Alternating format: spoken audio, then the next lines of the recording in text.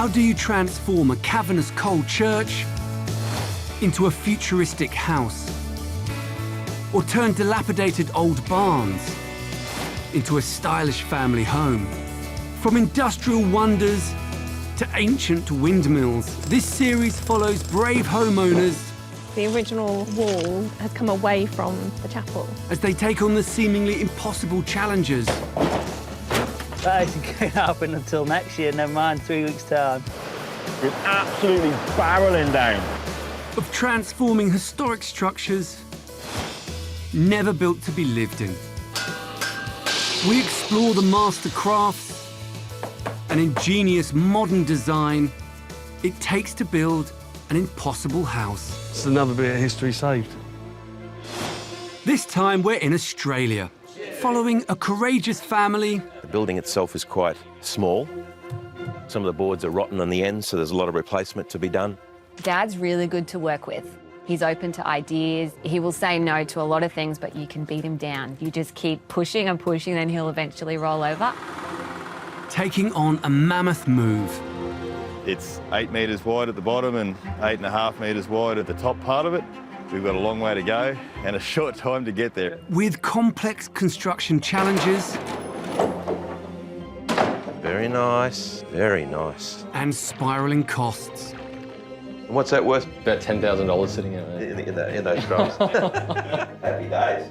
To transform this century-old Salvation Army hall into a spectacular family home.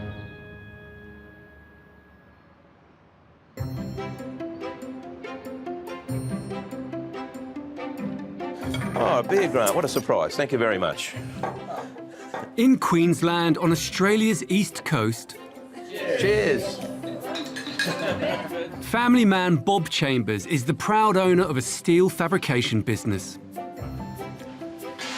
He also has a passion for property and is about to take on his most ambitious renovation to date. I started developing small projects about 3 or 4 years ago, and this is my biggest one. The rest of them were done for my daughters. Bob has 3 grown-up children, and his daughter Lucy is helping him project manage his latest venture. Our family, we have this ability to live together, breathe together, work together. We've always done everything together. Bob's ambitious plan to restore an historic structure and turn it into a home has been a long-held dream. But it was put on hold several years ago when his wife Robin sadly became terminally ill. The idea actually transitioned into a reality after I lost my wife to cancer, unfortunately, 3 years ago. So I decided, well, I might as well see that project through, because we never had an opportunity to do it together. We were together for 38, 39 years. Robin and I met when we were only teenagers, and she always had a design flair for something a bit different, so she was naturally gifted in that regard. So therefore we were a good team, from on the practical side, and she's more on the design side. She would have been around, she would have helped me. And my daughter's helping me with some of the design concepts, because she's very much like a mother. They come like from the very top of the thing. Yes. And then go all the way down. All the way Are down. we talking like this much of a section? 800 wide. Dad's really good to work with. He's open to ideas, he's flexible. He will say no to a lot of things, but you can beat him down. You just keep pushing and pushing, then he'll eventually roll over. I learnt that from my mum.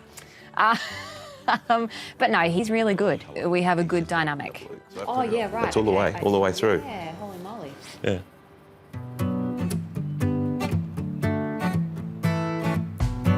Bob has bought this historic hall for $46,000. It was built in 1912 in the town of Nango in Queensland for the Salvation Army.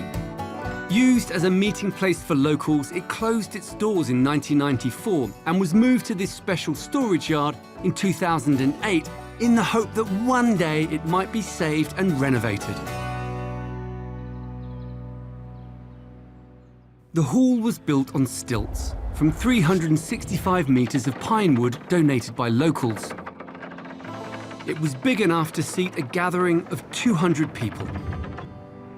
And its layout has not changed for over 100 years. At the back, there's a 2-metre square pastor's office, and although the building is considered derelict, it still has all its original features which Bob wants to keep. But this is not going to be a conventional renovation. Bob's plan is much bigger. He intends to move the hall 160 kilometres across country to this plot in the exclusive suburb of Coorparoo in Brisbane.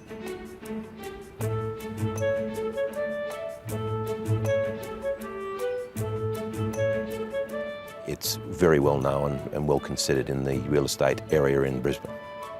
Bob's bought the land and hall for $1.65 million. Moving it will cost another $46,000, and that's before any building work has started, which Bob reckons is going to add another $2 million, taking the total project cost to just under $4 million. This is not a cheap venture.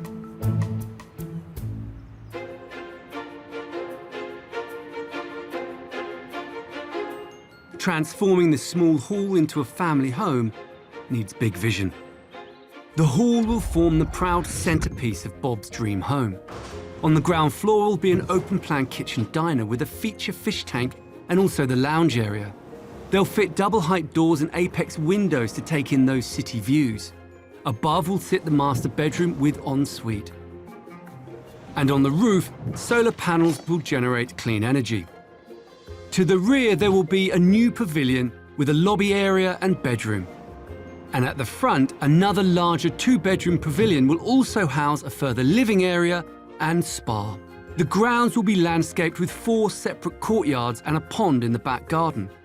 All to complete the transformation from a rickety Salvation Army hall into an eco-friendly luxury home. The building itself is quite small. Some of the boards are rotten on the ends, so there's a lot of replacement to be done. That little hut part there is where the pastor apparently lived every time he came up, but you can't even swing a cat in there. That will be removed before it goes down to Brisbane. We don't have steps at the moment, so this is my entry. And it's in its original condition. Windows are still operating. They might be a little bit worn or wear, but they're still working. The cathedral windows that you see here will be retained, and there may be some feature glass put into those to make them stand out. Bob anticipates the build will take 2 years, but there's a huge amount to do before his dreams become reality. Where I'm roughly standing right now is the location of where the kitchen will be. This cutout actually is, funny enough, about the size of the fish tank that you'll see when you walk through the main entry. The other end will have the lounge room in it, where you see a stage right now. That's where the big 6-metre tall aluminium doors will be put with various pieces of coloured glass and LED lights in them, and that will give you the view out to the city and Mount Coot-tha. Above the kitchen is going to be the loft bedroom, which will be the main bedroom.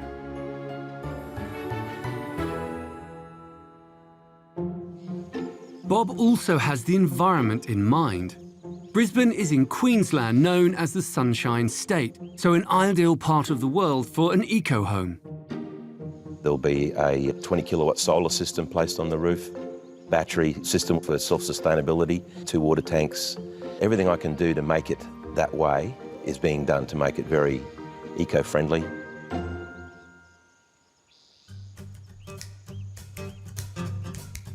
The first job is to slice the old pastor's room off the main structure.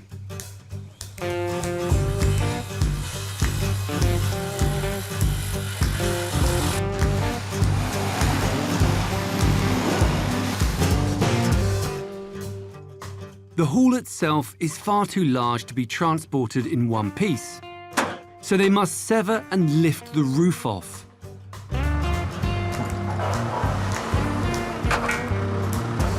Matt Cronin is in charge of hauling this fragile structure from the yard to Bob's plot. It won't be easy. Well, we're just transferring our support beams under the building now so we can carry the building on the road, just so that'll keep it all straight. They support the base of the structure on steel beams. tie the walls tightly together with steel cables.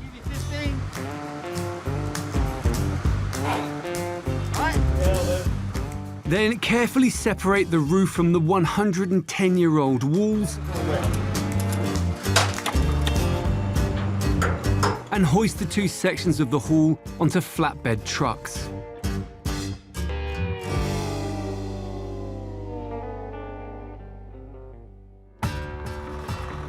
As the loads are oversized, they will travel overnight with police escorts to minimize disruption on the roads.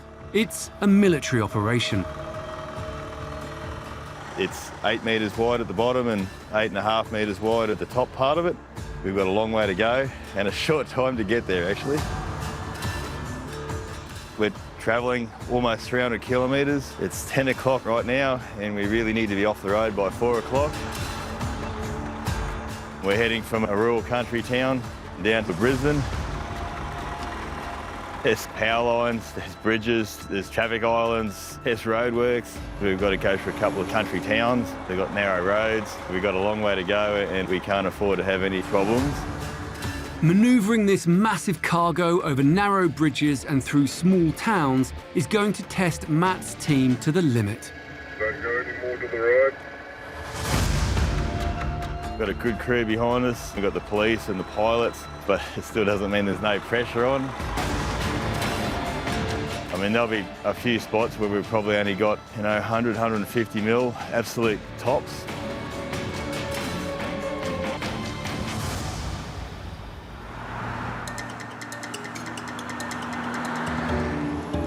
It takes 48 long hours for Matt to haul Bob's historic hall 160 kilometres to his plot. There, cranes carefully reassemble the two sections of the fragile building back together, so Bob can begin the task of restoring and extending it into a luxury family home. The building itself isn't that large, so it's going to be the central focus, and then there'll be two other buildings built front and rear, which will connect through bridges, and it will be made into a very upmarket home. The existing structure is just over 100 square metres. But Bob intends to double the footprint by building two extensions, making it a palatial 4-bed eco-home with solar panels on the roof and a luxury spa underneath.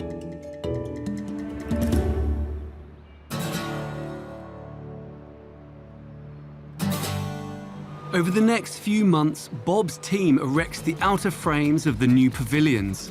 Cut that brace through there and then cut that. But yeah, like you and Blaney might have to hold each side. Every time you come, it changes, doesn't it? It's all coming together now. Bob's recently broken his leg in a fall, but there's no stopping him coming to site to push the build along. The rear pavilion is just about completed now, and it's going to be a one-bedroom, self-contained villa, and then a front pavilion, which is also a two-bedroom, self-contained villa. Bob's vision to save an historic structure by transforming it into a luxury modern home is coming together. Brisbane gets at least 7 hours of sunshine a day all year round, which Bob intends to fully take advantage of to make the building eco-friendly. So we're going to have about 18 kilowatts worth of solar panels here, and we've got a 15 kilowatt lithium battery that'll get installed in the back of the garage with a couple of car recharge points. Almost be totally off-grid with that. Bob's installing solar panels to power everything inside and outside, including car charging. All of this will be wired up and managed by a smart app, ensuring every element of the house is only in use when it's needed. Bob is also burying two 7,500 litre water tanks in the ground. These will collect stormwater to irrigate the gardens and feed water features. There's nothing Bob hasn't thought about, and one of the main reasons he's bought this plot is for the views. We're going to be taking the rest of that timber wall out so that we can start measuring up for the two big glass doors that are going to go in.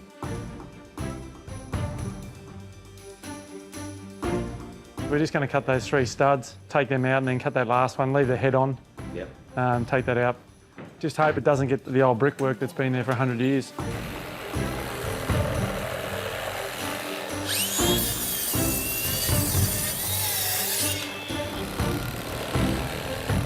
Bob's $1 million home is finally getting the $1 million view it deserves. Righto, you ready? Game time. Ready? Go.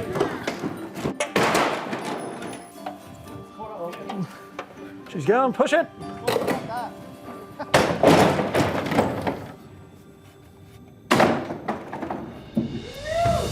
Done.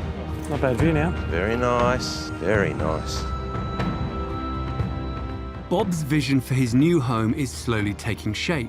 It's not the first time an ambitious renovation project of this scale that also fuses old with new has been done in Brisbane.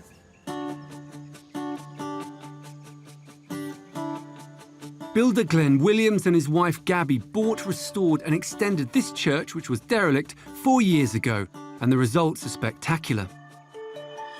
They wanted to renovate the historic church, but build an ultra-modern wing for them to live in as well. Outside, they've also built a pool and tennis court in the magnificent grounds. The new building is very much a juxtaposition to the old one, and we didn't, on purpose, didn't try and compete with the church. So I think that the two buildings play off nicely against each other. This is a style of architecture that I love anyway. Concrete and timber, very much like an industrial style. That's what I had in my mind for this house. My architect, he was very much on board with that thought pattern. I've said, I want the pool out here, bedrooms up top, I want big open spaces. Just laid it out, and then he come back with his first draft, and yeah, it was really good. We never changed from it. Never, the look and everything, he nailed it.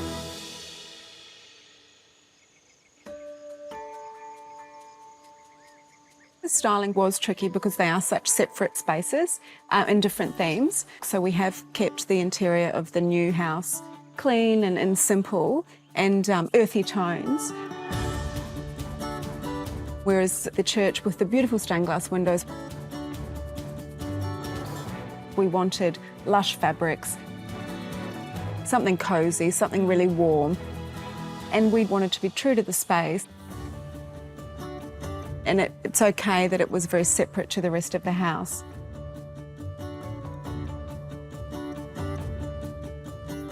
It is a big space to fill, so we had to think long and hard about how to furnish it. In the end, we couldn't find a dining table large enough, so Glenn got his tools out and built the table. So this is custom made. We could have a lot of fun with this. All the colours from the stained glass windows. We could do crazy chairs. We could do Chesterfield lounges. It's almost very gentleman's lounge kind of. With the big dining tables, we sort of thought it'd be like a scene from the Last Supper, inside the church. Glenn and Gabby have really stretched their imaginations here, fusing old and new. I love this part of the house. From here I can see the pool, the view, the children playing, the front yard, out to the church, tennis court. It's why we bought the property. Glenn and Gabby have created a striking home while importantly preserving the historic church within it. I think for the most part people love it. We always have people stopping out the front and taking photos and stuff, and it's sort of funny when people are at the front taking a photo and you pull up, they sort of hide their camera and chuff off. The children's friends love to come and visit. There's plenty for them to do with the tennis court, the pool. So we're lucky in that regard, and also to position-wise, so we're close to town. To sell up and move somewhere, I just can't imagine where we would go that would give us this much, give the family this much. Geez, they might bury us in the old graveyard. You never know. It sure would be hard for anyone to give up such an incredible home.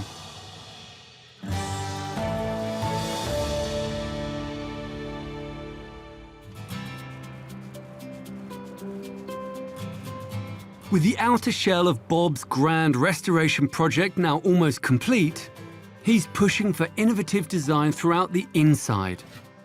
He's particularly excited about the floating bedroom.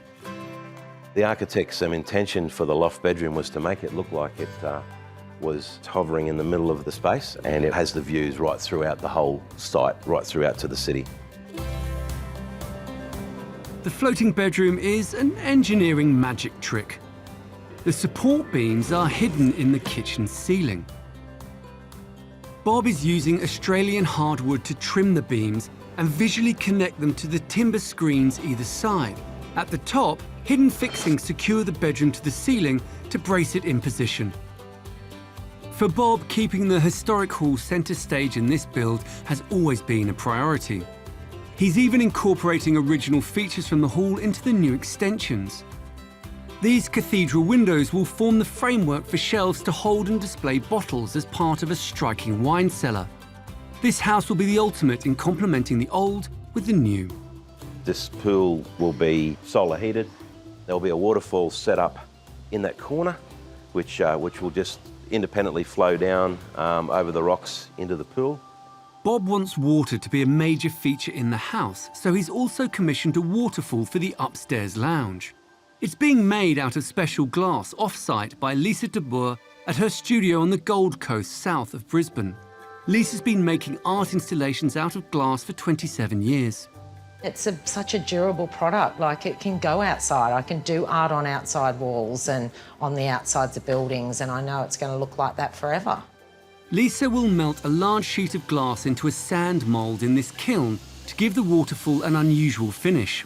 The first stage is to screed the sand, so it has to be perfectly level. I don't want any undulations or anything that can change the form of the glass, because whatever this is, the beginning is how it's going to end up. The next stage is to start pressing the rocks in. Lisa's made these rock effect rollers to create imprints in the sand. They will help carry the rock theme from the walls into the waterfall. This car mat, I actually saw on the side of the road and thought, wow, that'd make such a cool rock mould. So when it's pressed in, it's going to make a dent in the sand, which creates that whole rock texture. So I'm just sort of putting it little bits and pieces here and there, not too evenly spaced, because I want it to look a little bit arty-farty. Cool. Now the soccer ball. These textures with the soccer ball I'm making now is where I'm going to add little bits of silver leaf to the piece. So see how they just give it a little bit of a variance going down? Just get my little trusty feather. I think that's it. Ta-da! That'll look cool. Everything that's in there at the moment, the glass will form around it, so it will melt. It gets to liquid toffee at 800, and it just starts melting down into that design. They carefully position the glass sheet in the kiln on top of the layer of textured sand. Okay, boys, you ready? That's the top of the glass there. So yeah, it will sit, say, 80 mil from the bottom. Yeah. So yeah, come this way a little bit more. Yep. Yep. Yes, there. Beautiful.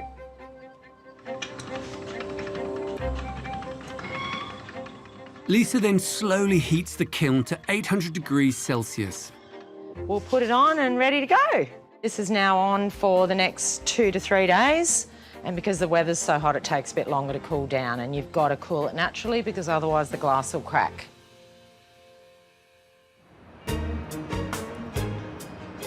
Two weeks later, and the glass waterfall is ready to install. The main feature of today is the direction of the interior waterfall. It's a combination of a big aluminium tray and a slumped glass piece that's over 3 metres long and nearly 1 metre wide. I haven't seen the finished product, so it's going to be interesting.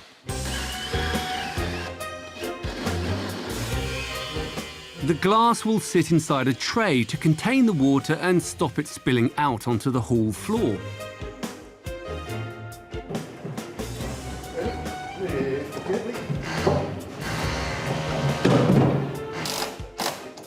Lisa is on site with her team to help secure the piece into position. Wow, very nice. Few silver leaf highlights, so when you light it up from the front, they'll all be a little bit sparkly. They will, I'll pick it up. Yep. Yeah, great. The glass panel has been toughened to make it as strong as a car windscreen. Even so, they must handle this 3-metre monster extremely carefully.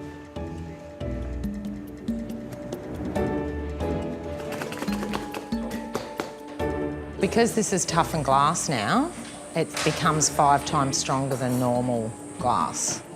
As long as they don't drop it on its edge like that or hit it on its edge and then it will explode. Sorry, no pressure.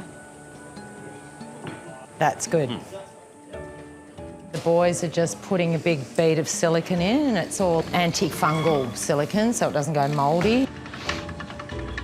It's going to look fantastic. Can't wait to get the lights on it. Yeah. Capture the water coming down, and I think it's going to be a perfect blend with the rocks. I like it. Once finished, the waterfall will be a striking feature in the lounge.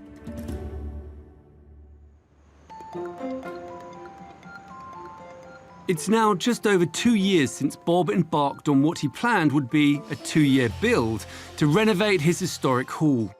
Site manager Tim and his team are pushing ahead to make up time. But Bob is changing the plans to make the old hall even larger, which is slowing them down.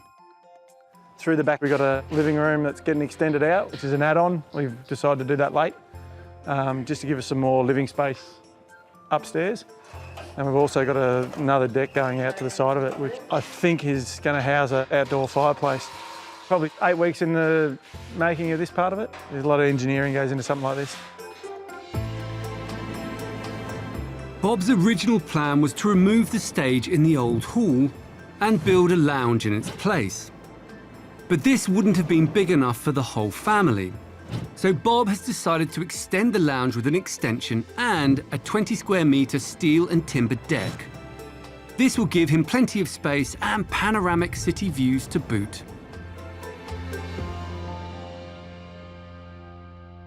Keen to get the build back on track, Bob, who has now recovered from his broken leg, is on site to lend a hand. Hang on, I want to go a little bit higher, Bob. 520 from the inside of the beam. That brings it about 25 mil out from the stone wall. Yep. And that governs everything coming this way. Exactly. Perfect. They sit on top. Yep. And our floor joists sit in between, 20 mil below, so our decking runs same as the outside deck. Runs into the sides of the steel. Hi. The Look boss, out, yeah. please. My second conscience. Come up and show me the glass. Bob's daughter Lucy. Oh, it's looking so good. All right, show me the plans. So, is also on site today to help him select the coloured panes of glass that will sit in the rear wall.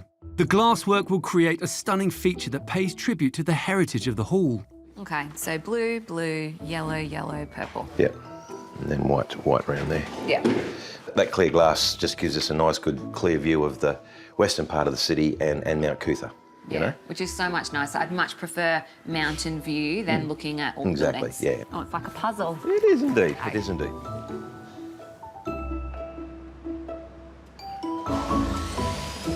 It takes Tim and the team several weeks to erect the steel framework for the extended lounge deck and terrace, which will both have great views of the city.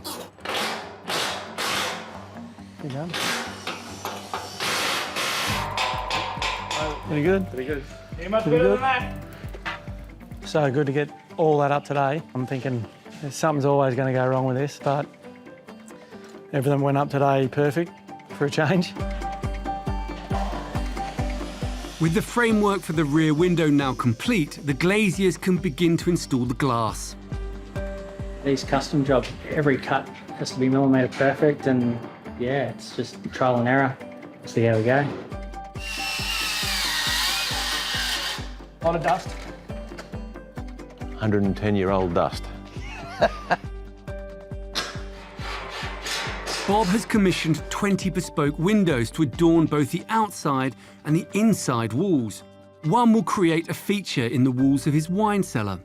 We've got all these extra cables in that Bob ordered here. So there's a feature light in this front one here and a feature in there which will turn on. And then all the others will turn on 2 separate switches. So there's like wine bottles and grapes and stuff in the 2 feature ones. Yeah. And then the other ones are just coloured glass. Another window, made from stained glass, features the hall as it looked when originally built in 1912. Oh, this looks nice. Good, doesn't it? Yeah, boys did a good job of that. Yeah. The white really brings it out. Doesn't it? Yeah, I reckon so too. Oh, that's really cute. No? No. Take the front. Unless you put the screws in the wrong side. Even fits. How about that? So this is actually what it was supposed to look like back in the day? Yeah, right. Beautiful.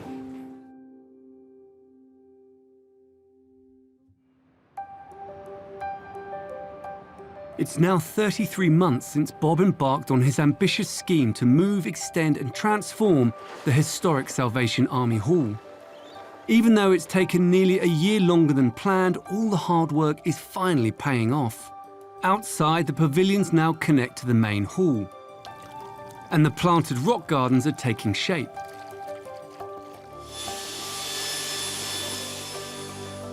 Inside, the new hand-built kitchen is being delivered.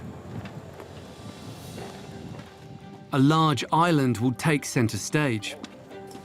Still in the island bench, the floating island bench, so it's open all the way through. And then we've got all the joinery to fit inside of it. For Bob, it's all about creating a magnificent kitchen for his whole family to enjoy. So this should be able to get lifted up. And they want a minimum of 350. Bob's daughter Lucy and his son Jack have come to check on progress. I love these. Such a good job, honestly. Yeah. It's the first time they've seen the inside coming to life. Remember I said to you I'm going to do steel on the benches. Oh, steel. Okay, Like yep. yeah, so, and then it's coming out as a breakfast bar? Yeah, that's the steel that I'm going to be buffing and then putting a clear coat on. It looks like a burnished black. That will look so good. And then the fish tank will sit central. And is the fish tank in the kitchen for easy seafood access? Bob is keeping little reminders of the building's past wherever he can. That's all the painting that was on the stage. So that'll just be cleaned up and then put a clear coat over it. Yeah, no, I really like that. Connection between the new and the old, you know. And he is extremely proud of what will be the wine cellar. Do you think it's big enough? I think so. Bob's new home is finally emerging out of the old hall. At every stage, he's making bold decisions and commissioning bespoke designs. 2 months later, Bob's back on site, and it's a big day for him, his builder Tim, and the team. So I've made note to really get in these cracks and seal them already. In the wine cellar, the team has laid the base of the floor. It's made from basalt stones, which are hard-wearing, but need to be sealed. But that's all block, and then it's also sitting on a block about that big. Okay. Jacob and the team now need to pour a translucent epoxy resin over the stonework. This will set smooth and solid on top and look like glass. We're installing a 40mm thick glass floor over the stone with a 1mm clear over the top. Casting resin we need for the body to level out, go glass, and then we've got that final coat just to seal it all off. So I think we've got roughly around 200 litres to put in. To go in? Yeah. Yeah, okay. What's that worth? About $10,000 sitting out there. In those drums. Happy days. It's a time-consuming process. The liquid has to be handled with care and mistakes will be costly. So that bubble isn't an issue. The mixture is made up of 2 parts of resin and 1 part catalyst, which speeds up the drying process. This is super slow mixing. You cannot aerate it. Mixing too quickly will cause the resin to heat up and create bubbles, so they need to get it just right. $10,000 worth of product going on the floor. What is it? We're on the next layer. I just think to try and push it in these corners. Go in. It's a delicate process. They need to pour the resin slowly and evenly to fill all the gaps and set level. What is it? Pour on the next layer. It also calls for fancy footwork, moving out of the room as they go to avoid putting their feet in it. It's just going to level out, yeah. One 30-litre bucket down, another 9 to go.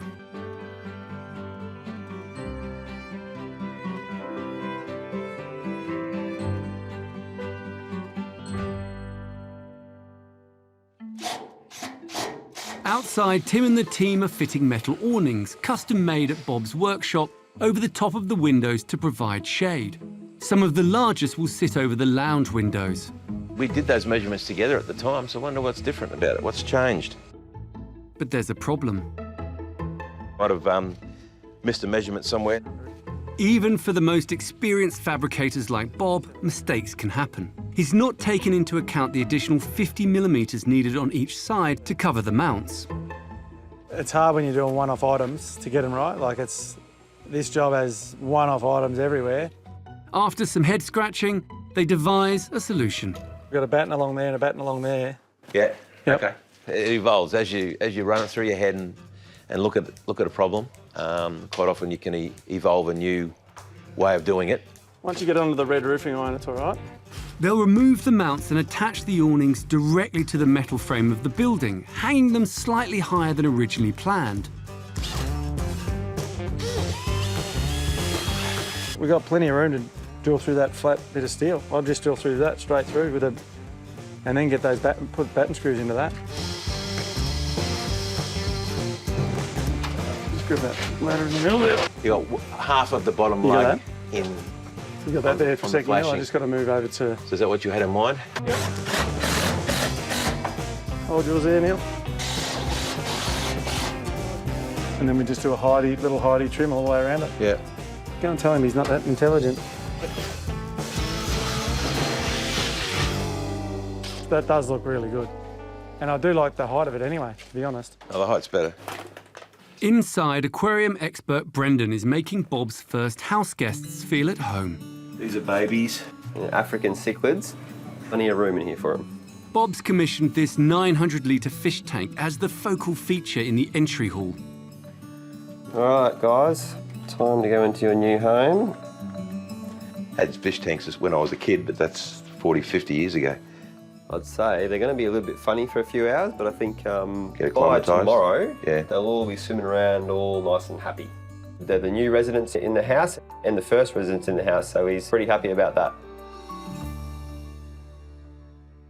Are you going to lift this out or just... I think we'll lift that middle one out now, yeah. Outside, around the garden... So we're just putting these blocks under here, Bob, because that'll give us the exact height of... How hot we want to be. Height we want to be off the post. Off the base plate. Tim and his team are erecting Bob's custom-built fence. Let's go. The design of this fence was based on a natural, raw feel about the stone. The fence is fabricated from weathering steel. Its rich orange tones blend with the stonework. Okay. All right, mate, go grab that. The steel appears rusty, as it has an oxidized coating that actually protects it from erosion. Oh, yeah, you're right, yeah. There may be no need to paint, and it looks better with age, but it's tricky to assemble. We're working with steel, so it's so hard to get it plumb and straight, but I think we've excelled this morning. Bob's love for metalwork follows through to the inside too. This is a finished bench. That's how it's going to look, but a little bit shinier. This 24-kilogram sheet of steel will top the kitchen island. So you ran around a bit there, Jared. That's it. It does look spectacular, mate. You imagine when it gets it a little bit glossier. I had my doubts. Like, oh, is it going to look good? But so you can make one for me now. Yeah, all right. At home.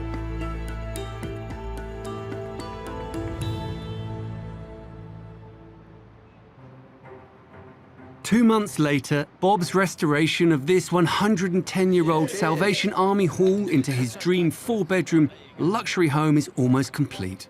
It's taken a year longer than Bob intended and has cost more than he budgeted for. But the result is spectacular. The historic hall now forms the heart of Bob's incredible new futuristic-looking dream home. It houses the main living space, including the kitchen, lounge, and master bedroom. 2 large pavilions containing leisure space and additional bedrooms sit attached to the front and back to treble the building's footprint. A sweeping first floor front deck maximises the spectacular city views.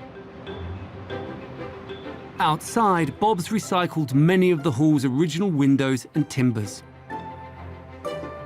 On the roof, solar panels create a clean supply of energy. A lush garden is establishing itself around the home.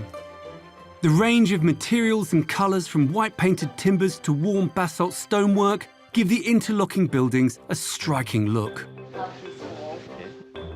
Inside the hall, the vast feature windows flood the open-plan layout with warm, natural light. I've not regretted anything. I think with the way I did it, it was done in a more dragged-out fashion, but that was the way the design went. It's certainly been worth it. I've learnt a lot along the way. It's been a really evolutionary thing to do because a lot of it's been designed as we went. As I lost my wife before I started the project, I thought I'd better definitely go ahead and do it. I think you've also learnt that you probably don't want to do another one for a little while, right? Yes, let's just say that I like to just sit and enjoy for a while. By extending the footprint of the build, Bob's added contemporary elements, but his focus has always been to keep the old hall centre stage. We've always liked older things, and renovating something with a bit of spirit and a bit of vintage to it, that's just the way we've always been. And there was easy ways to do things, but I think you like to stay true to buildings as well. You still want things to look and feel original, not like you've just taken something old and put something new inside. Everything in it has been, if it had to be replaced, it got replaced with the identical piece of equipment. So all the windows have been made to match what was there before. There was no stained glass, but there was a little bit of opaque decorative glass. All those front arch windows, and they've all been reproduced exactly how it was before. So I've kept this building true to its design. When the guys from the Salvos came to check it out after you did stuff to it, they still had that connection to it. It looked different, obviously, but it still felt the same. There used to be a stage here that they used to use it for performances. We actually shifted all the timber from that and we put it into one of the ceilings downstairs, the painted ceiling that was previously their painted wall for their stage. So we've tried to use all the elements. Upstairs is Bob's unusual design masterpiece, the floating bedroom. Some people might look at it and think, you know, there is some very quirky, eccentric elements, but again, that's our family. We've never been normal. We've never been beige. Our decisions are never tailored to, now what would everyone else do, or what's the most popular thing to do right now. So I think this house speaks to that. Yeah, there are some quirky things, but... You're a quirky guy, you are. Bob removed the rear wall of the hall to open up the building so it could take in the magnificent Brisbane skyline. But he kept a link to the past by commissioning a stained glass window of the hall.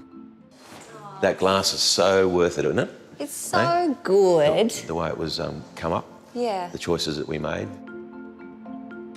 Lie in bed here. That's what I was going to say. Laying in bed, waking up to this. Yeah. When can I move in? Exactly.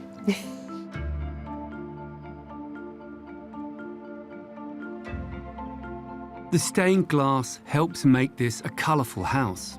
I love the stained glass. Yes. That's my favourite part of this place.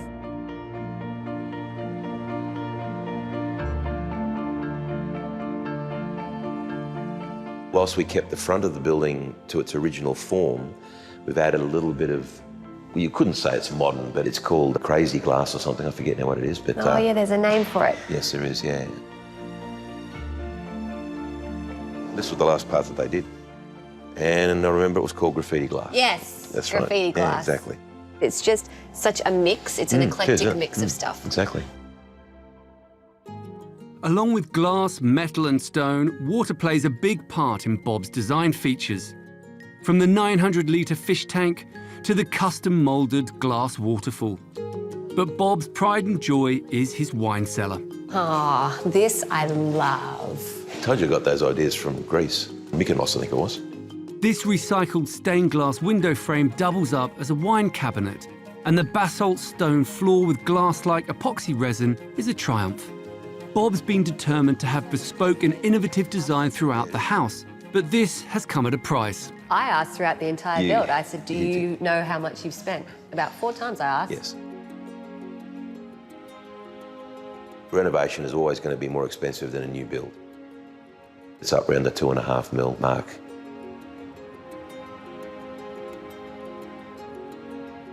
The fact that we went so far over the budget, I've never ever thought that it wasn't worth it. I've always felt that it deserved it.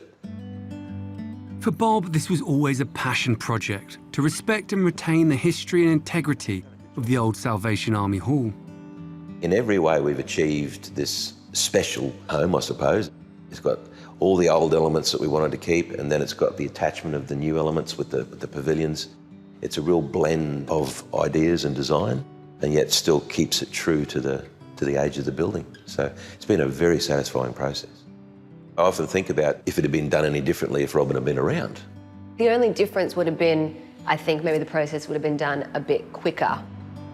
I think she would have loved this house, absolutely loved it. Yeah, I'm pretty sure that she'd give it the tick.